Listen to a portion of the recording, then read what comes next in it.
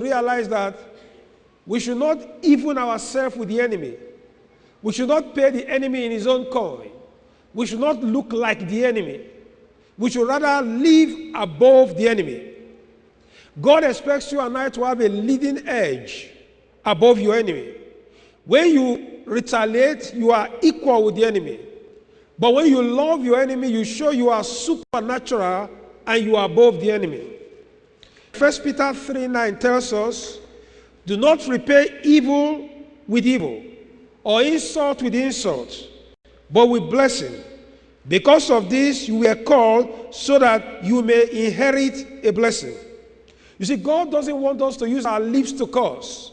Because if you use your lips to curse someone, not only will the curse happen to that person, if at all it happens, you have defiled your own temple. Because you were programmed for blessing. You were called to blessing. You were conditioned for blessings. You have inherited a blessing. When they squeeze out the juice of your life, what can only come out is blessing. And the moment you begin to curse, you defile the aroma that God has put into you. You pollute the fountain from which you were hewn. And you make yourself equal with the world around you. Galatians 3:13 tells us, bear with each other and forgive whatever grievances you may have against one another. Forgive as the Lord forgave you. So many scriptures. Jesus told them in Matthew that if your enemy hunger, then you should feed him. If your enemy is thirsty, you should give him to drink. And be good to your enemy. Love your enemy. Pray for those who persecute you, that you may be sons of your Father in heaven. He causes his sun to rise on the evil and the good, and sends rain on the righteous and the unrighteous. If you love those who love you, what reward will you get? Are not even the tax collectors doing that?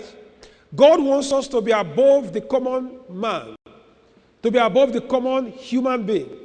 We are supernatural human beings. We are people of God. We are born of heaven. We are heavenly made. We are citizens of heaven, although we dwell in time. We are ambassadors from above, although we live among men.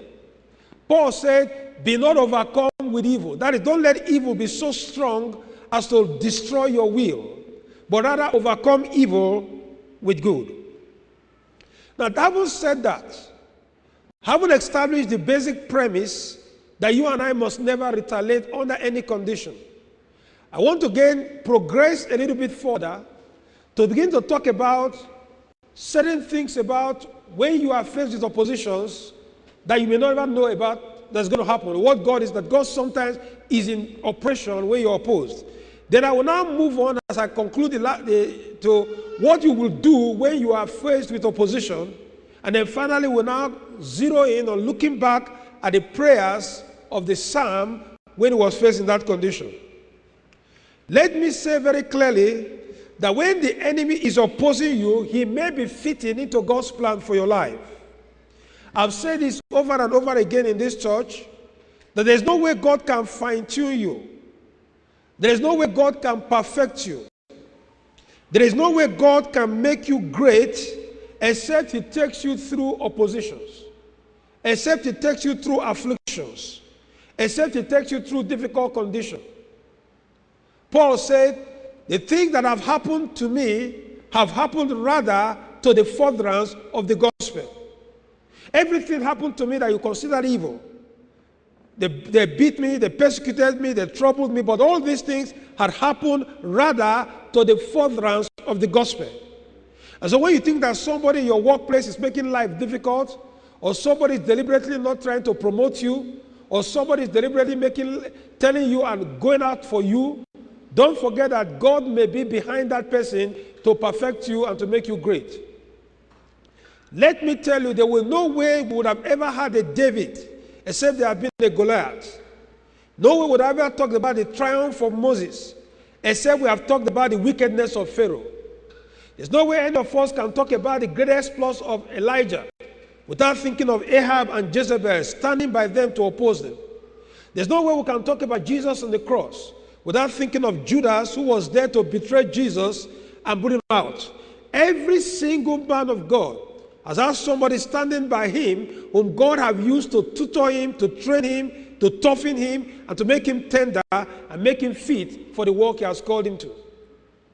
You see, there are some in this scripture that seems to have a recurrent because all of them have a verse 10. Job 23 verse 10 says, "But he knows the way I take. When he has tested me, I will come forth as gold." Psalm 66 has another verse 10 to it.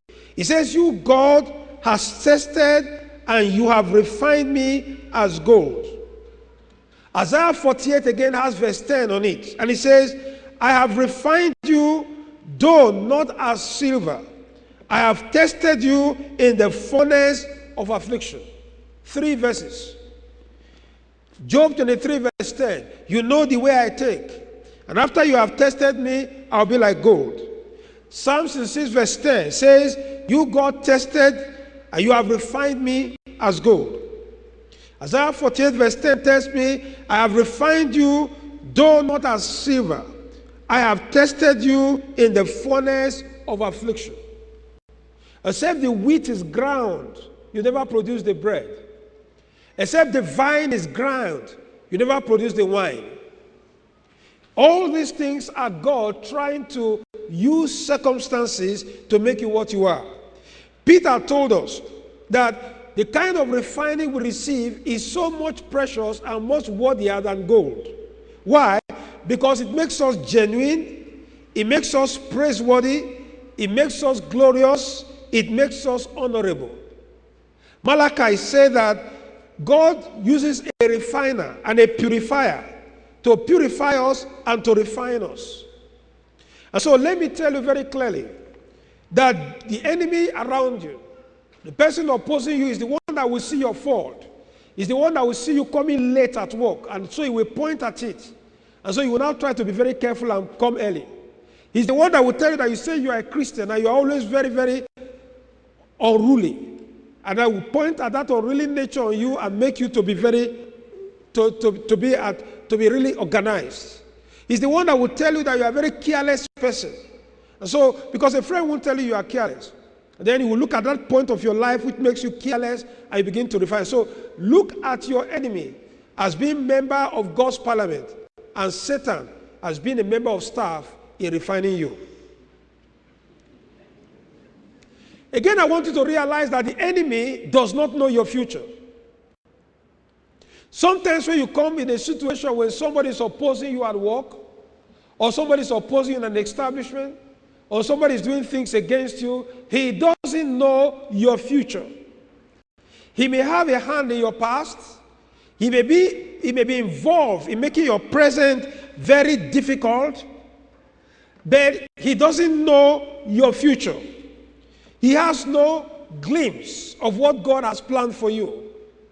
You see, the question is, when the enemy knows, and if the enemy knows your future, he will not do what he's doing. Jesus says that, has Satan known about the future of Jesus? Has he known that putting Jesus on the cross was the pathway to glory? Has he known that entering Judas Iscariot was the pathway of redemption for mankind? Satan will never have attempted it. And so don't get worried about what goes around you, because your future is never known by anyone of those who oppose you. Your future is in the hands of God.